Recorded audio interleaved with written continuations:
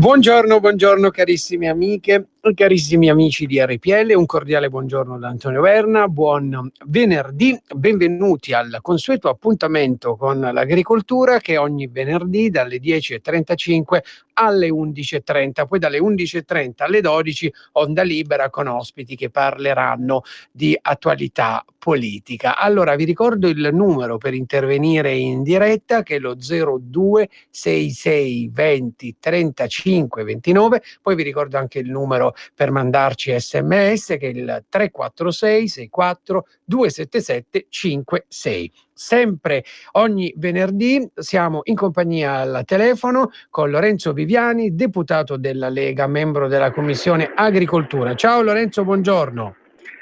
Ciao Antonio, un caro saluto a tutti i radioascoltatori. Ecco, io vorrei che il nostro collegamento non fosse più solo al telefono, Lorenzo. Dai, quando vieni qui?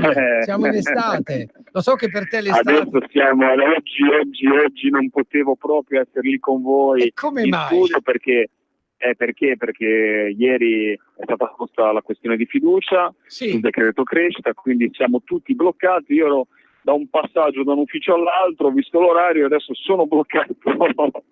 Mi sono fermato in mezzo alla strada per condurre insieme a te questa trasmissione sull'agricoltura. Ah, quindi sei a Roma, sei in una via, immagino, in una via trafficata o no? Guarda, sono zona della stazione Tiburtina, spero che non si senta troppo rumore di strada, ho cercato di mettermi proprio in un si sente bene, diciamo. Un po' più riparato, sono riuscito a stare con voi.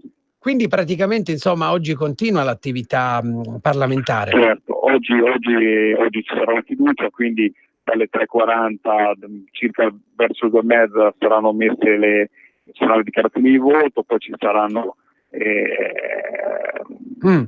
tutta la parte della fiducia, quindi il passaggio sotto il banchi della Presidenza per dire dare fiducia al nuovo governo, e poi ci sarà tutta la dichiarazione di voto sul provvedimento Crespa. Quindi si preannuncia naturalmente una giornata molto lunga, si preannuncia una giornata che finirà pressoché, speriamo, questa serata, se me si prolungherà anche alla giornata di domani. Non ci spaventa naturalmente stare qua.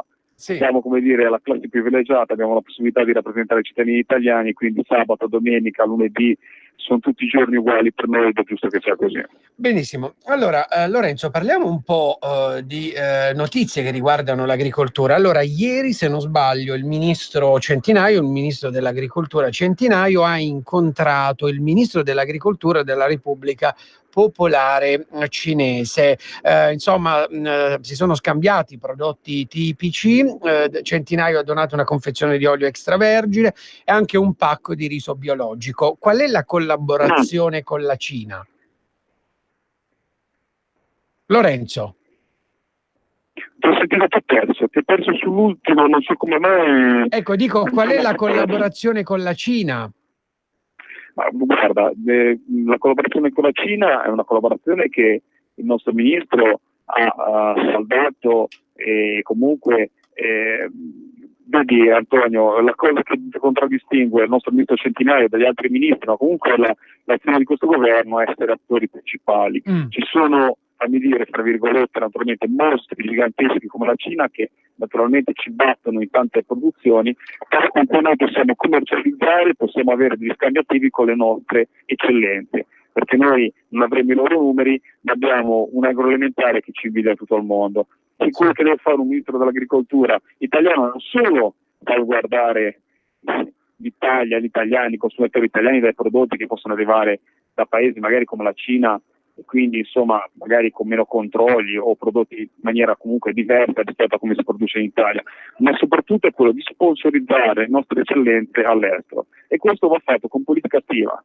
con i trattati, con i viaggi, e quindi essere presenti nei scenari internazionali è importantissimo proprio per far valere i diritti dei nostri produttori anche all'estero. Benissimo. Senti Lorenzo, poi ieri il ministro Centinaio ha anche incontrato a Roma gli assessori regionali all'agricoltura, al centro del dibattito proprio l'attuazione del decreto legge di cui con te abbiamo parlato tante volte, il decreto legge emergenze agricoltura. Tu c'eri, sai come si è svolta la giornata?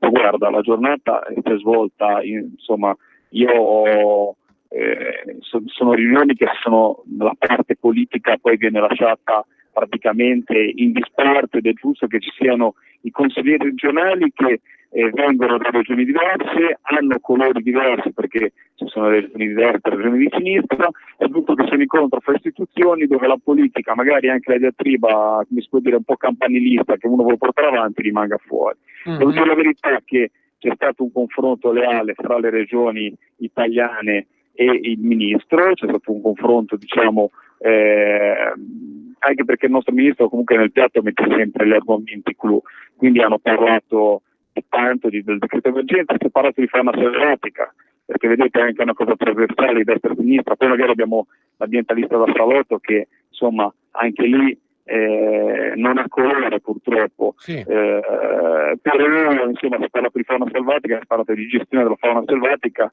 che è il traguardo che ci dobbiamo dare, cioè gestire. Io sono un biologo, lo sai Antonio, sono una persona che ama gli animali, ma è per la fauna selvatica, con bene dello Stato italiano ci vuole non solo la conservazione, ma ci vuole la gestione. La gestione perché, come sappiamo, abbiamo dei problemi con i grandi carnivori, quindi orso e lupo, abbiamo dei problemi giganteschi dato dai cinghiali, dalle nutrie, che vanno a distruggere completamente le nostre, a parte dare dei problemi di ordine pubblico, fra virgolette, come ad esempio l'incidente o trovarsi in mezzo alla città, ma hanno dei problemi gravissimi, i carnivori ai nostri pascoli, i cinghiali alla nostra agricoltura. Perfetto. Allora, Lorenzo, adesso veniamo insomma a quello di cui parliamo tra pochissimo. Parliamo di un frutto, sento comunque dei rumori, ma tu ci senti, Lorenzo? Io ti sento. Benissimo. Allora, va bene. Allora parliamo di un frutto caratteristico dell'estate, un frutto dolce, un frutto dissetante. Ti dico come si chiamava. Parliamo del cucumis o cucumis melo, no? Parliamo insomma del melone. Parliamo del melone. Ad esempio, ti faccio, sai che studio ogni tanto, ad esempio Alexandre Dumas, che è stato uno scrittore e drammaturgo francese, sai che cosa scrisse? Per rendere il melone digeribile bisogna mangiarlo con pepe e sale, berci sopra un mezzo bicchiere di Madeira, o meglio il Marsala. Egli apprezzava, Lorenzo, i meloni conosciuti in Francia come cavillon per la zona di produzione e addirittura fece richiesta alla biblioteca della città di uno scambio tra le sue opere, circa 400 volumi, ed una rendita vitalizia di 12 meloni l'anno, cosa che accade fino addirittura alla sua morte nel 1870, e fu in suo onore che venne istituita la confraternita dei cavalieri dei meloni di Cavillon. Pensa un po' questi scrittori. Non pensavo ci fosse una confraternita dei meloni, però parlando ad esempio di Cina, il più grande produttore di meloni è proprio, penso che sia quasi il 50% della produzione mondiale venga fatta proprio dai cinesi. In Cina, però noi in Italia abbiamo anche come ospite diciamo, uno dei personaggi forse più mediatici del mondo legato all'agricoltura, comunque alla coltivazione del melone. E in Italia abbiamo le nostre eccellenze, abbiamo dei prodotti di qualità che entrano, come dire, anche nella nostra quotidianità, perché si mangia come frutto al melone, si mangia come pino, come insalata anche si mangiava prima, capisci? Lorenzo, abbiamo perso. Dico, prima si mangiava anche come insalata, perché durante l'impero romano il melone si diffuse in questo modo, no? No, ecco. Mi sempre di più. Senti, però Antonio, un pezzo di scienza. Senti, il melone potrebbe essere di origini africane, però secondo alcuni invece viene dall'Asia. Poi fu il popolo egizio che lo diffuse nel bacino del Mediterraneo e arrivò in Italia nella prima età imperiale. Io ti stupirò dicendo perché in tempi recenti sono stati scoperti semi di meloni anche in Sardegna risalente all'età del bronzo. Quindi ti ho fregato questo giro. Bravissimo. Poi parleremo dei semi del melone, che sono ottimi, sono importantissimi. Allora, Lorenzo, io incomincerei subito a presentare il nostro, meglio la nostra prima ospite, che è la dottoressa Francesca Nadalini, che è titolare dell'azienda di famiglia, azienda Nadalini, che si trova a Sermide, a Santa Croce di Sermide, in provincia di Mantova. Buongiorno dottoressa Nadalini. Buongiorno, salve a tutti. Salve a lei, grazie mille per aver... Ecco, buongiorno. Grazie mille per aver accettato il nostro invito. Allora, dottoressa, ci parli un po' del melone, passo dopo passo, quando si coltiva, come si coltiva, quando si raccoglie. Prego, e anche ci parli un po' della sua azienda. Allora, io intanto vi ringrazio per questo momento e questa occasione per parlare di quella che è la nostra vocazione, perché effettivamente anche gli aneddoti che avete raccontato, della quale insomma fanno parte della nostra cultura, perché coltivare un melone non è soltanto appunto mettere a dimora delle piante e poi andarle a raccogliere, ma è tutto un sistema culturale oltre che culturale. Quindi mi fa molto piacere perché fa capire che dietro c'è molto altro, oltre appunto quello che può essere il risultato finale che troviamo sui banchi di vendita. In particolare noi siamo insediati, siamo qui a Sermide, che è nell'Oltrepo mantovano, è una zona di vocazione appunto di produzione di meloni, di cucurbitacee in modo più ampio, perché effettivamente oltre al melone qui vengono benissimo anche le angurie e le zucche, quindi anche questi sono altri due prodotti che abbiamo sia in azienda noi che i nostri colleghi della zona, ed è proprio una zona che è riconosciuta a livello nazionale e anche europeo, perché indubbiamente molti di noi esportano anche in Inghilterra, in Francia e in Germania, dove è riconosciuto proprio la qualità, l'aspetto qualitativo dei nostri prodotti, perché effettivamente noi siamo in un paleoalveo del Po, perché qui siamo proprio sul fiume. Il fiume è quello che ci permette di avere il contesto pedoclimatico che ci permette di sviluppare al meglio tutte le caratteristiche organolettiche, quindi soprattutto l'aroma e gli zuccheri. In più c'è una tradizione anche imprenditoriale che è appunto dagli anni 70, perché mio padre è stato tra i primi a riprendere la coltivazione del melone, che veniva coltivato qui nella zona dal 1500. Ci sono delle attestazioni con lettere di Gonzaga, rivolte a Gonzaga, dove il contadino porta il melone in omaggio alla corte, tra l'altro anche in competizione con quello di Ferrara, dicendo che i suoi sono più buoni di quelli che vengono portati alla corte degli Estensi. Ecco, quindi benissimo. in realtà c'è una tradizione antica che però negli anni, insomma nel 600-700, si è andata perdendo a favore di colture più estensive ed è stata ripresa alla fine degli anni 70. E da allora la legittimazione appunto che c'è stata è diciamo interamente validata anche dal discorso del marchio IGP. Questa è stata una tra le prime zone ad aderire al progetto nato nei primi anni 2000 per volontà appunto dell'assessore e presidente della provincia dei tempi, che hanno promosso, perché hanno riconosciuto l'identità della produzione locale e il valore che poteva avere a livello internazionale. E quindi in un percorso che è stato lungo, però alla fine è stato insomma ottenuto nel 2014, è l'unica indicazione geografica tipica italiana protetta. Quindi da questo punto di vista Cavaillon ce l'ha in Francia, come dicevate prima, e noi ce l'abbiamo. Ecco. Quindi questa è la nostra zona, diciamo, riconosciuta. Abbiamo 19 insegne della grande distribuzione che espongono i prodotti a marchio IGP. Ci sono le 3 tipologie, c'è un melone retato con la fetta, che è quello più riconosciuto. Che vuol dire melone retato, ecco? Allora, esternamente i meloni vengono appunto distinti in 3 tipologie in base alla buccia. Quindi, perché la buccia è praticamente ha dei canali, no? Dei piccoli canaletti. Sì, esatto, c'è un rilievo e c'è come sopra una retatura. Quindi questa retatura ovviamente è naturale, deriva insomma dalla genetica di quelle tipologie di melone lì, e ce n'è uno che è interamente una tipologia interamente retata, quindi completamente ricoperta di rete e a polpa arancione ovviamente, perché sono queste le nostre produzioni, sono tutte polpa arancione. Benissimo. E questa è caratterizzata da una varietà un po' più tradizionale di origine americana, però si sta andando perdendo nel tempo perché ha delle caratteristiche che non rispondono alle necessità del mercato.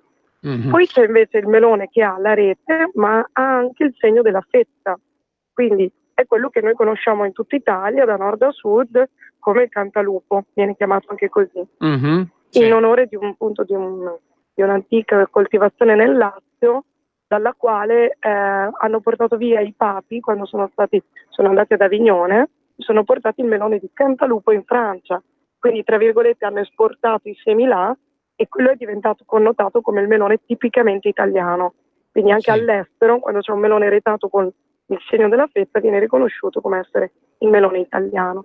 Benissimo. E questo la fa da padrone, è l'80% della commercializzazione italiana.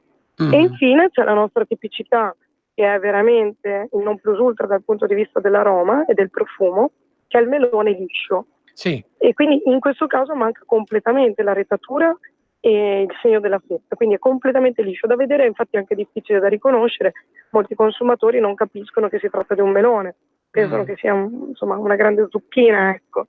In realtà è quello che ha proprio l'aroma, che viene privilegiato dagli chef e dai cuochi per essere cucinato in 1000 modi, perché questa è anche una delle... Ma è vero che ci sono gli spaghetti al melone? Io li cucino da ormai 20 anni. ma sono... Di necessità virtù, no? Questa è la nostra materia prima. E spaghetti, prosciutto e melone. Spaghetti, prosciutto e poi quale altre ricette? No, ma io vi consiglio di guardare il sito del melonemantovano.it. Sì. È il nostro, perché insomma anche le pagine Facebook collegate, perché ci sono delle risorse incredibili. Abbiamo fatto delle partnership. Francesca, sì, dimmi. Francesca, abbiamo parlato di Cina prima, di produzione estera. Ecco, cos'è il valore aggiunto? Un po' ce l'hai già detto rispetto a quello che viene dall'estero, a parte il fatto che sia fresco, che sia del territorio, che abbia sicuramente derivi dall'agricoltura italiana, quindi che utilizza sì agrofarmaci come giusto che sia, ma rispetta i vari tempi di carenza e quindi tutte le cose. Insomma, qual è il valore aggiunto di un prodotto italiano e se vuoi dirci qualcosa di più proprio anche del prodotto della tua terra? Guarda, è stata un'esperienza appunto che ho avuto modo di vivere in prima persona, quello di poter valorizzare, perché faccio parte dell'Associazione Nazionale delle Donne dell'Ortofrutta, che tra l'altro è l'unica che esiste in Europa di questo tipo e che mette in rete in relazione le donne che sono nel campo agricolo in tutti i settori. Ho avuto la possibilità di rappresentare il melone Mantovano IGP al convegno internazionale delle donne, dove c'erano delle coltivatrici anche americane con centinaia di ettari di produzioni, no? Di meloni, di uva, eccetera, produttrici africane, produttrici appunto della Cina. E onestamente è emerso proprio questa differenza. È vero, abbiamo dei territori che sono ridotti dal punto di vista delle superfici, quindi dal punto di vista della difficoltà di inserirsi anche nel commercio internazionale c'è un limite strutturale, le quantità, non che servono per approvvigionare un cliente in grande come può essere appunto anche solamente la Germania. Però dall'altro lato la nostra tipicità è veramente il contesto, cioè è il sistema italiano. Cioè noi abbiamo, come dici tu, una sostenibilità ambientale. Innanzitutto se tu vieni qua a visitare le nostre aziende, trovi un'azienda, cioè aziende che sono inserite nell'ambiente, cioè che hanno intorno delle piante, che hanno sì dei tunnel che ci servono per proteggere le coltivazioni, ma dove si riconosce che la natura è rispettata. C'è un ciclo di concimazione organica di fondo, che significa rispettare tutte quelle che sono le caratteristiche della terra, che da un punto di vista proprio della tessitura, che da un punto di vista della nutrizione alle piante. Quindi abbiamo questo contesto intorno. E in più appunto io non potrei fare dei meloni buoni così se fossi in un'altra zona. Quindi l'ambiente, il clima, il territorio, il terreno e anche appunto quelle che sono le coltivazioni circostanti. Cioè noi facciamo della rotazione con il grano, quindi ogni 2 anni di melone facciamo un anno di grano. Ecco. Quello che dicevamo della Cina, sappiamo benissimo i loro problemi dal punto di vista dell'aridità e della perdita di fertilità dei loro terreni. Quindi loro stanno maltrattando la terra per poter coltivare, per dare sfamare ai propri cittadini, insomma. Dottoressa, non è questo il ciclo virtuoso che siamo abituati a rispettare noi. Ma quali sono gli insetti e le malattie da cui bisognerebbe difendere i meloni? Prima di tutto direi il cielo. Il cielo, sì. Perché sì, il cielo è, se lo penso alle grandinate, che quindi quando si è in campo aperto si è esposto e tutto, no? Queste sono, diciamo, le intemperie. Ricordiamoci il mese di maggio, che è stato drammatico dal punto di vista delle piogge. Oggi i meloni costano tanto al mercato, quindi appunto vendita finale, perché mancano. Hanno subito appunto troppa pioggia e l'umidità ugualmente crea degli squilibri. Quindi attaccano i funghi, principalmente noi abbiamo un problema, poi dipende ovviamente dalle fasi, cioè di dimella, che è una malattia che riguarda le radici, che quindi ostruisce i canali e impedisce la nutrizione del frutto. Abbiamo l'oidio, che invece è un fungo che copre le foglie come una specie di borotalco, e che c'è anche nella vita, insomma, e che quindi anche lì impedisce l'assorbimento dei raggi solari. E poi ci sono tutti gli insettini, gli afidi, il ragnetto rosso, eccetera, eccetera. Però devo dire che dal punto di vista, insomma, ormai dell'esperienza, anche la distribuzione dei fitosanitari ormai è veramente mirata e ridotta. Ecco. Noi riusciamo oggi a garantire dei prodotti a residuo zero. Ma è vero che per coltivarli, insomma, i meloni si mettono su di un asse di legno, non direttamente appoggiati sul terreno? Magari. Leggevo questa cosa, ma infatti non è così. Si può fare, diciamo così, quando la manodopera non costa tutto quello che può pagare un agricoltore che paga legalmente la manodopera con contributi, cioè in regola. Quelle sono ore che ci si metterebbe, diciamo, per... Io penso che in realtà questa cosa delle asse di legno sia quella per l'essiccazione delle zucche, mi viene da pensare. Perché se veniva fatta è stata una cosa fatta veramente a livello artigianale, in contesti, insomma, dove chiaramente si va a tutelare il prodotto dal punto di vista dell'aspetto esteriore, insomma, non avrà macchie per dove tocca sul terreno, ecco. Lorenzo, io vorrei chiedere anche a Francesca.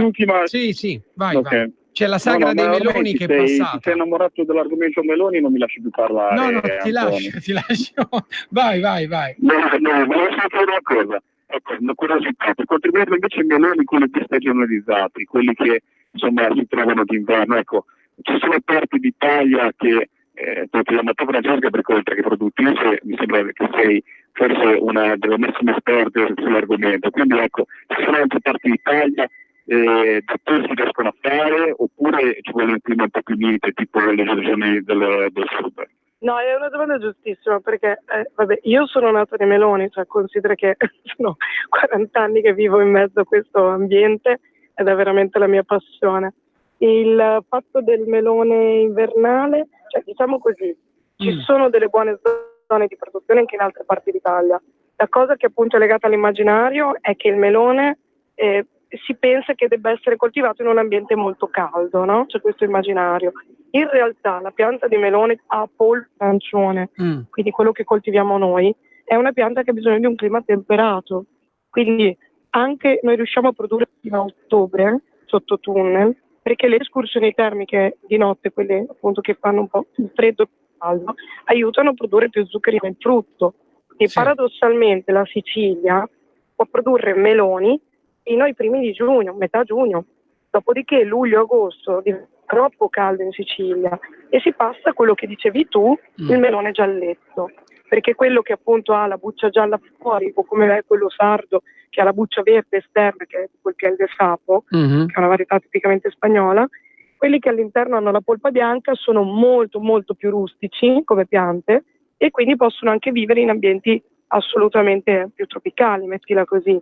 Per cui d'inverno quello che appunto arriva più tardivo è appunto la pianta che riesce a resistere. Benissimo. Dopo insomma, da questo punto di vista si stanno un po' tutti specializzando, perché comunque il melone è un frutto estivo per eccellenza, quindi... Perfetto. Dottoressa Nadalini, purtroppo siamo in chiusura, la ringraziamo per essere stata qui con noi. La prossima volta ci fa assaggiare gli spaghetti al melone, Sì, la prossima volta parliamo solo di ricette. Poi purtroppo ci siamo persi la sagra del melone di Sermide perché è stata lo scorso weekend, giusto? Sì, però ripetiamo verso fine agosto, quindi se volete invitiamo a partecipare. Ci sono anche gli gnocchetti col peperone nel melone. Buonissimo.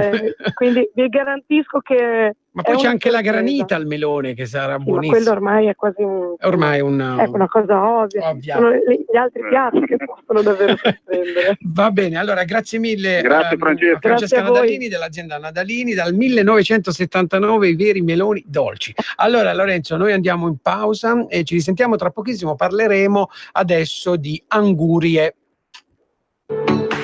Porta con te ovunque RPL. Scarica l'applicazione su smartphone o tablet dal tuo store o dal sito radiopadania.org. Cosa aspetti? Adesso va a destra, 300 metri dritto, poi il semaforo. Certo che fai sempre la stessa strada tu, ma non hai voglia di cambiare. Chi ha parlato? Sono io, la Digital Radio, quella che ha cambiato il modo di ascoltare la radio con il sistema DAB+. È ora di cambiare. Vivi tutta la magia della Digital Radio. Se stai per cambiare auto, chiedila con il sistema DAB+, dal 2019. In tutte le auto nuove. Dibidi dobidi DAB. Anche Radio Padania è in Digital Radio. Messaggio per tutti gli imprenditori, gli artigiani, i commercianti, i liberi professionisti. Hai un'attività? Dei prodotti da promuovere? Prova la pubblicità sulla nostra radio. Radio Padania ha preparato per te una grande promozione per aiutarti a sostenere la tua attività a tariffe davvero straordinarie. Informati, vedrai che si può fare. Mandaci una mail all'indirizzo spot@radiopadania.net. Con Radio Padania si può fare. Cosa aspetti? Sostieni la nostra radio. Abbonati andando sul sito radiopadania.org. Clicca abbonati e segui le istruzioni. Facile, no?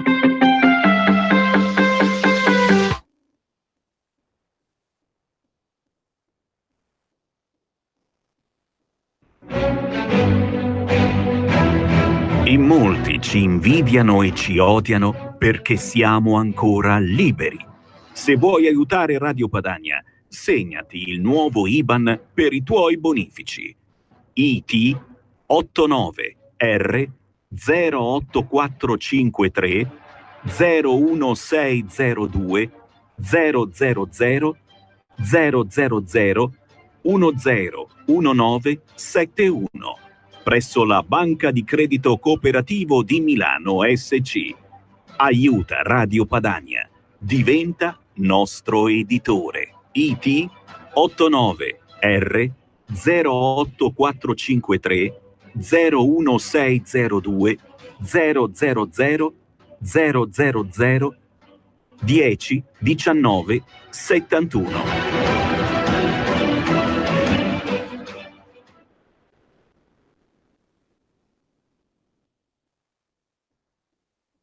Rieccoci carissimi amici di RPL. Allora Lorenzo, dove ti trovi adesso?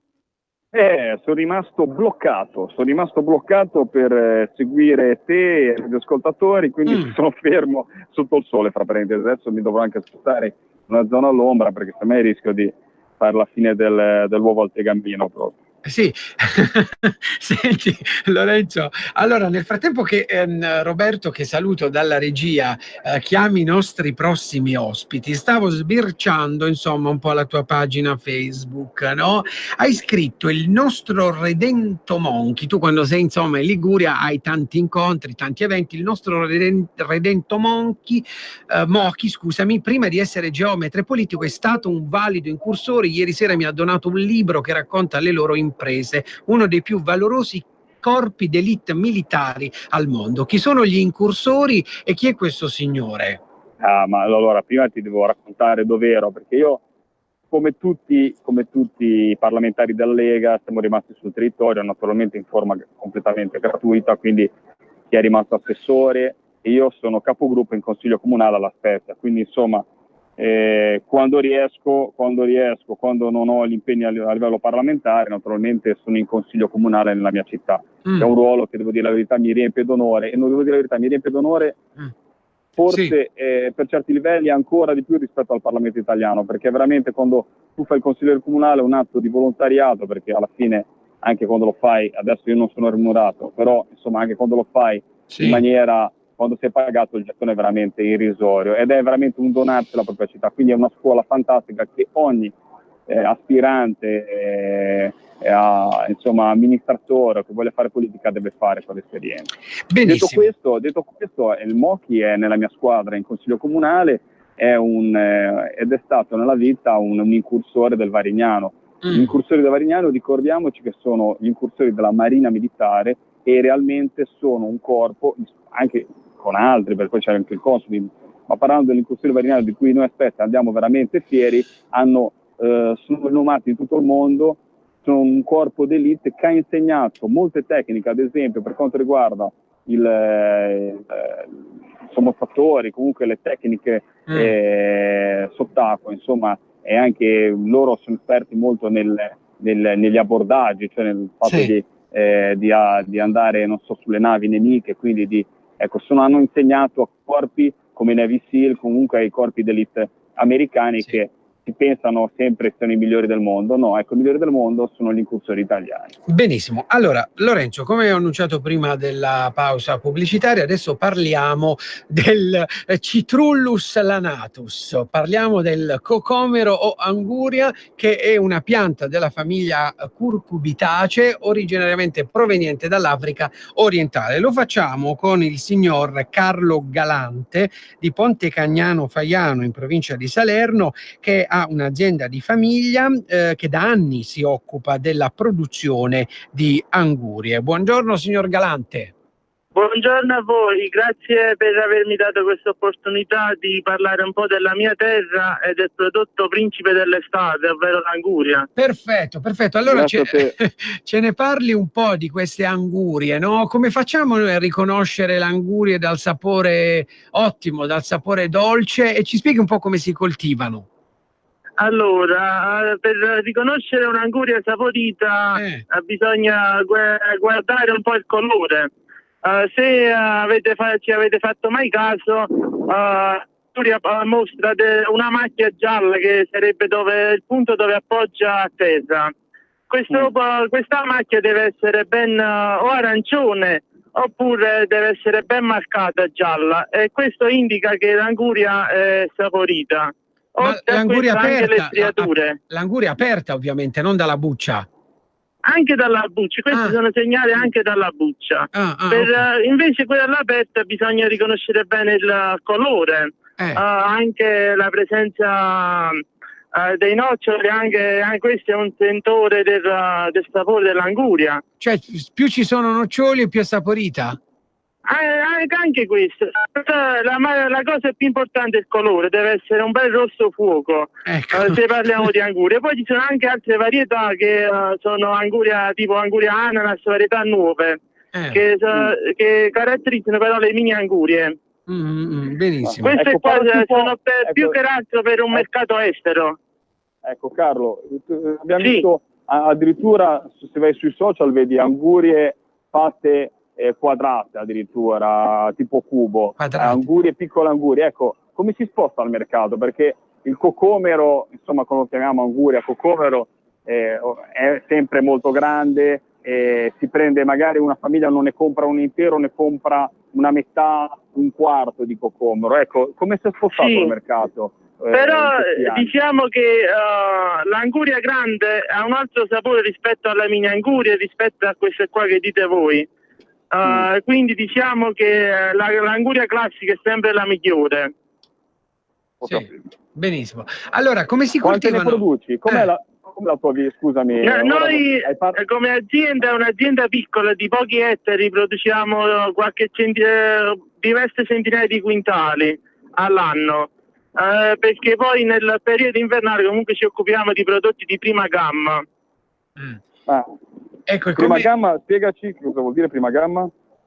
Prima gamma sarebbero ad esempio la rucola sfusa, le insalate, tutti questi prodotti qua, ecco. Che sono prodotti che se vengono raccolti messi sul mercato così come sono raccolti, non subiscono trasformazioni. Benissimo. Ma non ci ha detto come si coltivano, insomma, le angurie e quando si raccolgono? Allora, noi le angurie le coltiviamo in setta. Il trapianto avviene ai principi di marzo, fine febbraio, perché nel periodo precedente noi coltiviamo la rucola, perché la nostra zona è vocata per la rucola e quarta gamma. Sì. E quindi subito dopo la coltivazione della rucola invernale noi apriamo i terreni, mettiamo dei tubi per irrigazione, tele di plastica, e poi avviene il trapianto dell'anguria. Mm-hmm.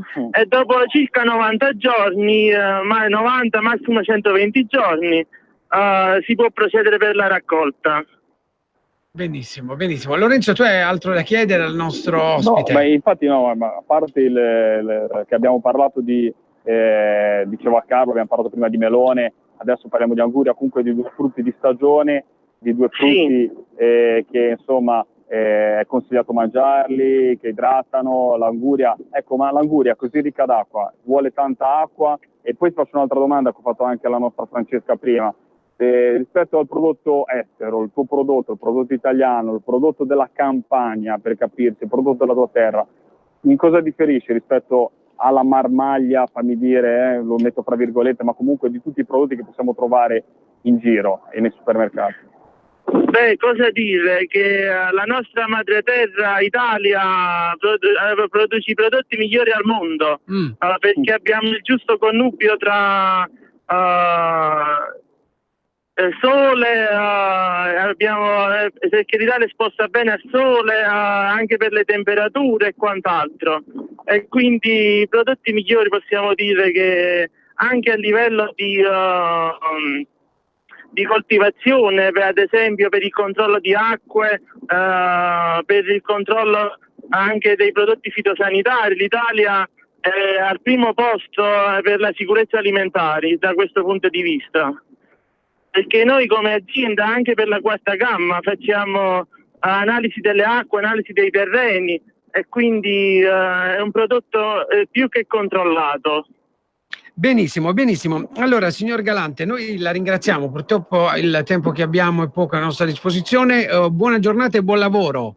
La ringrazio, buona giornata a voi. Ciao Carlo, grazie di essere stato con noi. Buon lavoro. Allora Lorenzo, su questi frutti, no? Sull'anguria e sul melone è necessario sentire il parere della nostra nutrizionista. Oggi abbiamo la dottoressa Grieco. Buongiorno dottoressa, è stata ospite qui con noi altre volte. Buongiorno a voi. Buongiorno. Allora dottoressa, abbiamo parlato del melone, quello giallo, quello arancione e poi dell'anguria. Sappiamo che il melone ha delle proprietà eccellenti, delle proprietà benefiche. Ci può dire quali sono queste proprietà? Certo, certamente.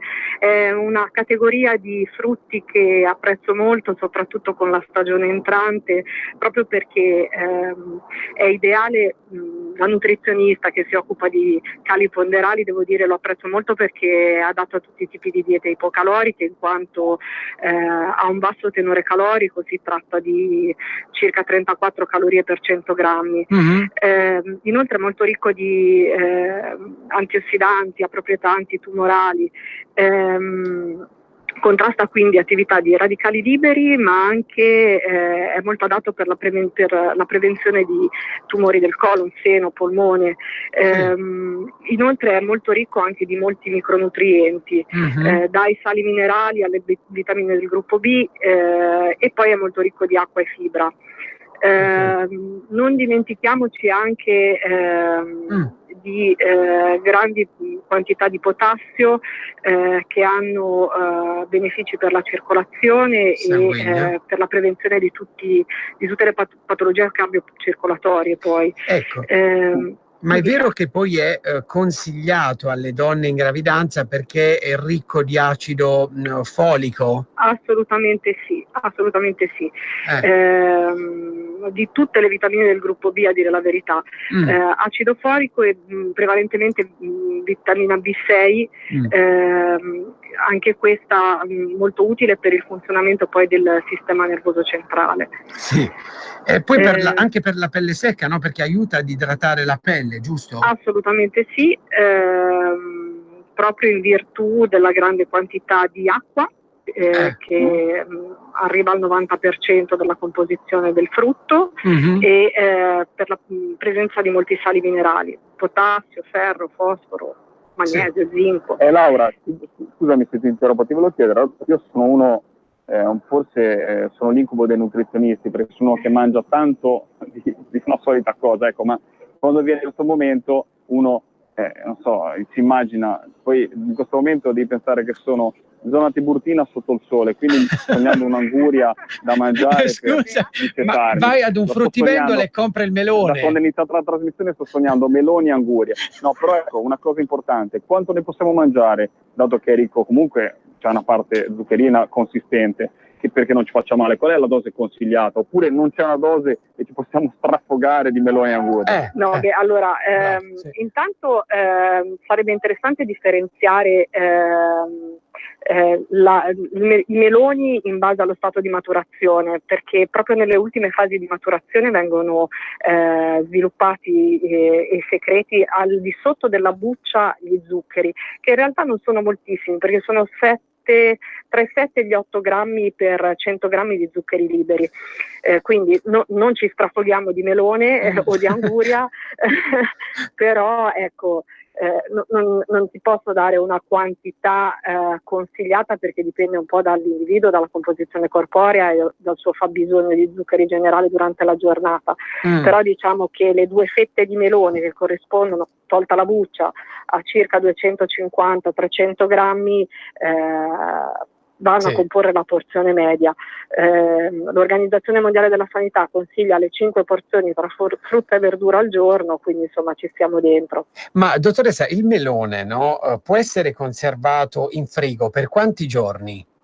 Allora, conservato in frigo una volta maturo 5-6 giorni.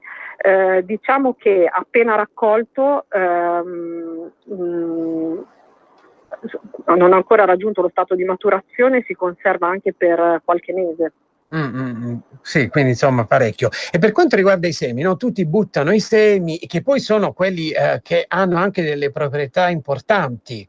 Assolutamente sì, poiché come tutti i semi sono molto ricchi di sali minerali e vitamine e aiutano nella motilità intestinale, quindi proprio unitamente all'acqua che compone il melone, quindi andrebbero, chiaramente per il soggetto sano che non presenti patologie gastrointestinali, andrebbero consumati. Certo. E invece, dottoressa, per quanto riguarda l'anguria, abbiamo più o meno le stesse proprietà? Sì, diciamo che a pari stato di maturazione abbiamo più o meno le solite proprietà, la solita quantità di acqua e di fibra, e quindi le solite virtù nutrizionali e le solite proprietà in ambito proprio di aiuto del senso di sazietà e di funzionamento del tratto intestinale. Benissimo. Lorenzo. Ecco Laura, ti volevo fare una domanda, invece passo su un altro argomento, perché la trasmissione di oggi ora non so se riusciremo, perché vorrei anche dedicargli qualche minuto in più che 5 minuti in fine trasmissione, perché io durante la campagna elettorale in Sardegna sono andato in un posto meraviglioso a Tortolì, dove c'è integrato allevamento di vongole, ostriche e pesci selvatici, che addirittura non sono pesci d'allevamento, ma sono pesci che, seguendo il flusso delle acque, quindi seguendo l'acqua salmastra del fiume, si infilano in questa baia, in questa foce di un fiume e vanno così poi con una stemma di chiuse. Praticamente sono pesci selvatici che rimangono chiusi, integrati in un ambiente dove hanno da mangiare e vengono allevati a sua loro volta. Quindi un sistema fantastico che, devo dire la verità, è anche molto bello dal punto di vista didattico. Ecco, ti volevo chiedere. Aspetta, Lorenzo, Tortolì in Sardegna, giusto? Tortolì in Sardegna, scusate, Tortolì in Sardegna, un posto meraviglioso dove vi consiglio di andare a visitare, e dove c'è questa cooperativa di pescatori. Ecco, ti volevo chiedere, così ci diamo l'anticipazione, ora non so se riusciremo a parlarne in questa trasmissione, magari ne parleremo venerdì prossimo. Ecco, vongole, ostriche e pesci, in questo caso che sono selvatici ma allevati all'interno di questo specchio acqua. Ci puoi dire qualcosa rispetto a questi alimenti?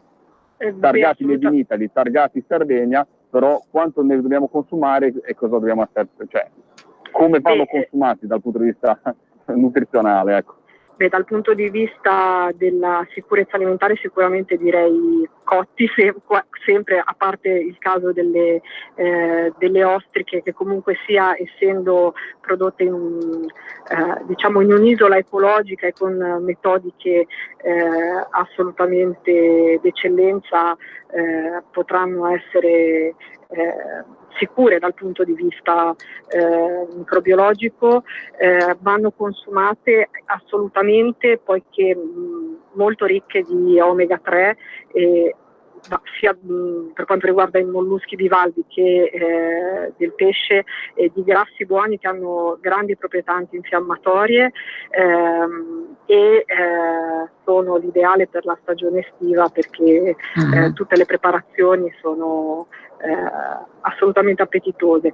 Dal punto di vista nutrizionale segnalo anche qui la presenza di molti minerali, essendo organismi filtratori riusciamo a trovare al loro interno grandi quantità di potassio, di calcio, di fluoro, di magnesio e che dire, sono assolutamente prodotti splendidi, soprattutto perché la produzione è nazionale. Poi con me sfondate una porta aperta, perché essendo di La Spezia sono una grande amante del mollusco bivalve, ma apprezzo molto queste produzioni locali e queste produzioni ecologiche, tra virgolette. Benissimo, allora dottoressa, grazie mille per essere stata qui con noi, buona giornata e buon lavoro. Altrettanto. Ciao Laura, grazie. Allora Lorenzo, lascio a te la presentazione del nostro ultimo ospite che è in linea. Roberto dalla regia mi dà l'ok, ti lascio la parola. Sì, io spero di avere il tempo, perché questo è un ospite speciale, è Luca Cacciatori, presidente della cooperativa di pescatori di Tortoli in Sardegna, e io devo dire la verità, ora poi lascio la parola immediatamente, intanto ti saluto Luca. È una zona che e guarda che non è facile per me, uomo di mare, comunque che viene da una cultura di un certo tipo, studi biologici, ho girato il mondo, innamorarmi di un posto così speciale, dove veramente il sistema integrato di allevamento delle ostriche, delle vongole e dei pesci che entrano naturalmente, cioè è fantastico. Io mi sono messo come un bambino circa 10 minuti a guardare in acqua e vedere questi pesci che si spostavano dall'esterno del fiume all'interno, cioè dal fiume, dalla foce del fiume all'interno di questo specchio acqua dove c'è questo allevamento. Quindi una grandissima cosa che ha sicuramente non solamente una valenza culturale, tradizionale e insomma legata al prodotto del territorio, ma che ha anche uno scopo didattico per i ragazzi. Ciao Luca, dici qualcosa della tua azienda. Ciao, buongiorno. La nostra azienda, diciamo che è nata nel 1944, da allora ad oggi ci sono state tante generazioni, sono passate tante generazioni, e noi cerchiamo di tenere in vita questa realtà. Ecco, oggi come oggi, diciamo, non solo ci occupiamo di pesca, ma come dicevi tu, ci occupiamo anche della fattoria didattica, quindi abbiamo tantissimi studenti che ci vengono a trovare e che passano la giornata con noi, non solo giornata di studio, ma anche studio e lavoro, perché gli facciamo capire come il funzionamento della peschiera, ecco. Gli facciamo vedere come il lavoro del pescatore, ecco. Bellissimo, fantastico, perché poi la parte io legata ai pesci mi ha entusiasmato il fatto di questi pesci che risalgono e con un sistema di chiuse rimangono all'interno di questo laghetto artificiale, dove voi però fate anche un'altra cosa molto importante, dove c'è anche la collaborazione dell'università, mi sembra, se non mi ricordo male, perché voi allevate addirittura. Noi collaboriamo molto con Agris, l'Università di Cagliari. Appunto ci sono dei biologi che ci seguono per vari progetti che abbiamo. Ecco. Abbiamo il progetto delle vongole, praticamente come hai visto tu abbiamo uno scubitoio dove riproduciamo le vongole, la vongola verace, che poi rimettiamo in acqua insomma, per mantenere la razza, ecco. Benissimo, poi avete anche il ristorante, signor Cacciatori. Avete anche il ristorante, una spiaggia? Sì, abbiamo varie attività all'interno della società. Sì. Abbiamo Uniti Turismo, abbiamo un self-service diciamo nel centro di Tortolì, dove offriamo i nostri prodotti che peschiamo e vengono trasformati. Quindi diciamo sono prodotti locali, ecco. Benissimo. Lorenzo, vuoi chiedere qualcos'altro? Certo, non si può parlare di grande produzione, ma di produzione di estrema qualità. Come ha detto Luca, oltre a essere questa cosa che si è integrato, addirittura all'epoca, prima abbiamo parlato, io vengo da Paglia Spezia, dove ho i viticoltori, che hanno parlato anche in radio, se ti ricordi Antonio, forse una delle prime trasmissioni che avevamo fatto. Lì addirittura invece, qua invece forse sui Mitili ci sono altre zone della Sardegna dove sono produzioni più consistenti, mentre qua c'è il discorso però che vi accomuna Spezia sulla produzione delle ostriche. Ecco, l'ostrica di Tortolì, io l'ho mangiata e devo dire la verità, era qualcosa di speciale. Dici qualcosa su questo prodotto, perché abbiamo parlato di vongola, abbiamo parlato dei pesci che entrano, pesci tra parentesi multispecie, questa Antonio è la cosa bella. Infatti. Perché entrando non è che tu allevi solo la spigola l'orata, tu allevi quello che è all'interno, quindi c'è tutta Allora, noi innanzitutto diciamo alleviamo una piccolissima parte, ma diciamo che l'1% del nostro pescato. Il nostro pescato è naturale, selvatico, quindi proprio tu hai visto il nostro processo di riproduzione, com'è, nel senso naturale. Abbiamo il pesce che per risalita va verso lo stagno e quindi lì trova il suo habitat ideale e niente, sta lì. Poi nel periodo diciamo estivo, ecco, dimmi Luca, perdonami, io quando ho visto spigola, ho visto muggini, ecco, quali sono i pesci che entrano dentro in questa maniera naturale, seguendo l'acqua dolce e seguendo il fiume? Che pesci? Sì, abbiamo un sistema particolare che poi è naturale, che ormai dura da secoli. Diciamo che il pesce per sua natura va controcorrente, quindi trovando l'acqua salmastra, diciamo un po' salata, un po' dolce, diciamo trova il suo habitat ideale per andare a mangiare.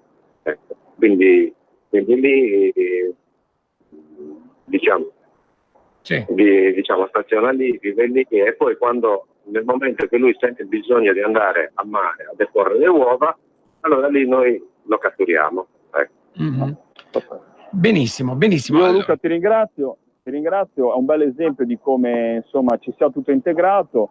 Io penso che la regione debba investire, adesso fammi dare una piccola nota politica, ci siamo visti in campagna elettorale per la Sardegna, questo programma è abbastanza, insomma, parliamo di agricoltura, ma naturalmente parliamo anche con un aspetto anche politico e devo dire la verità che la nuova giunta mi devi chiamare perché li sgrido immediatamente se non lo fanno. La nuova giunta dovrà dare un occhio di riguardo a queste attività perché sono legate al territorio, alla cultura del territorio, ma hanno uno scopo didattico che è eccezionale. Benissimo, allora grazie mille al signor Cacciatori, grazie.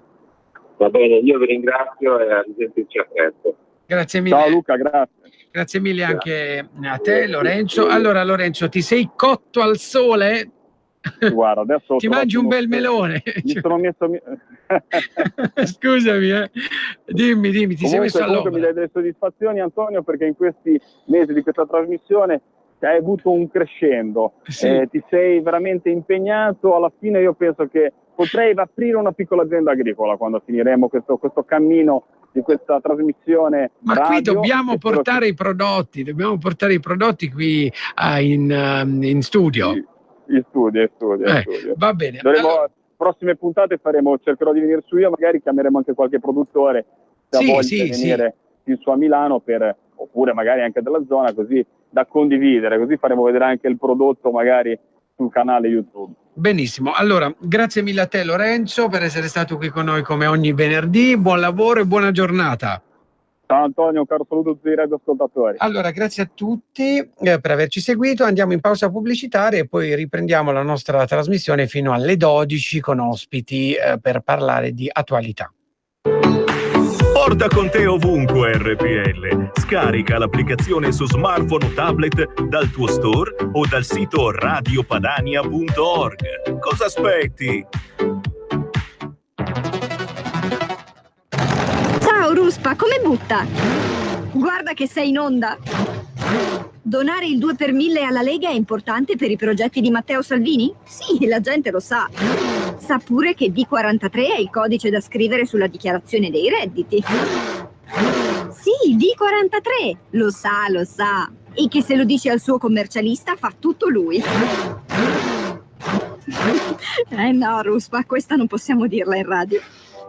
D43 è una sigla importante. Serve a dare più forza ai progetti che Matteo Salvini vuole realizzare. Quest'anno il 2 per 1000 donalo alla Lega di Matteo Salvini. Dillo al tuo commercialista. Donare il 2 per 1000 alla Lega è un'ottima azione. www.2per1000lega.it.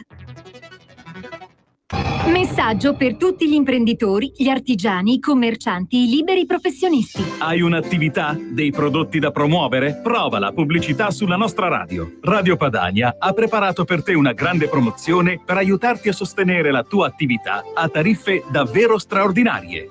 Informati, vedrai che si può fare. Mandaci una mail all'indirizzo spot@radiopadania.net. Con Radio Padania si può fare. Sono Giovanna. Mondoflex. Alla Mondoflex stiamo presentando una nuova collezione di materassi termoregolanti che mantengono la temperatura del corpo, mai caldi d'estate e mai freddi d'inverno. Venite a provarli fino al 31 luglio, offerta lancio con lo sconto del 50%.